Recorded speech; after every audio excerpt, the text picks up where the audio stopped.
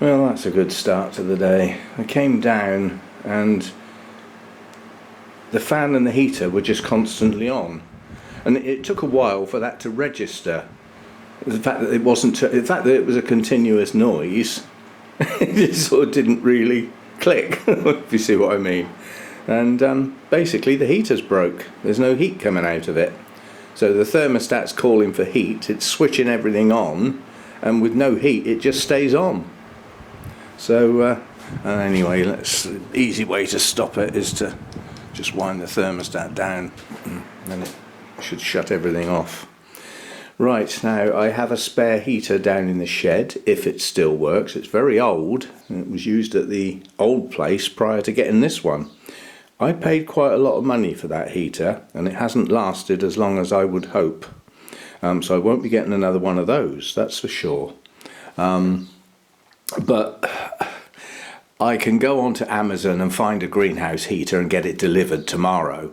So getting the one out of the shed and taking all the wiring to bits to get the old heater out and wire the new heater in, it's just not worth it. Oh, actually,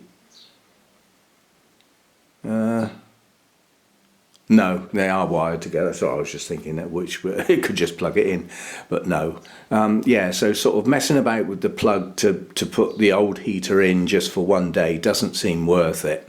Now, last night, according to the thermostat when I came down, it was 14 in here. It's gone up to 15 now that the day's broken. Probably a little bit of sun coming in, not a lot, but I obviously won't be able to bump up my daytime temperature early in the day like I have been doing. Tough. It's only for a day or two. And yeah, I think I'll just wait for the new heater to arrive. I'll get on and order something. Prime will deliver it tomorrow. And I'll get that set up and get that running. So for today, we'll only have natural heat. It's going to be a sunny day. I mean, it's been getting up to 24, 25 in here with the sun on the roof. So, you know, for a fair bit of the day, I will have my warmth. Now, tonight, I'll have no heat. And it will drop down. But it's only going to drop down to 13, 14. You know, everything in here is supposed to be intermediate. Well, that's 12 minimum night temperature.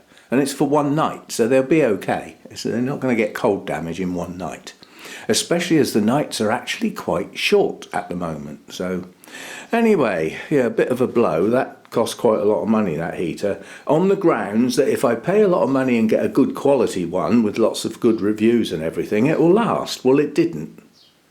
Quite honestly, the old one in the shed cost next to nothing in comparison, and that lasted quite a while. But I just wanted something a bit more sturdy and, you know, better sort of thing. Anyway, we see what we can find and I'll get it sorted.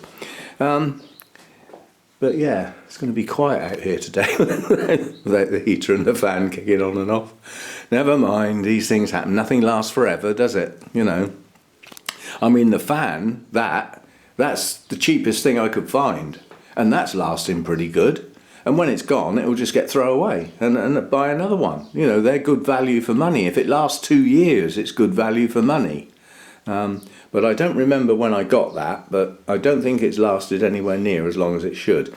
Now, being an electrical heater, there's only two things. The fan's working, so there's only two things that can go wrong. The thermostat and the heating element. It's one or the other. But I doubt if they're replaceable, you know, so... you know, getting parts for things nowadays, you just can't, can you? They're not made to be repaired.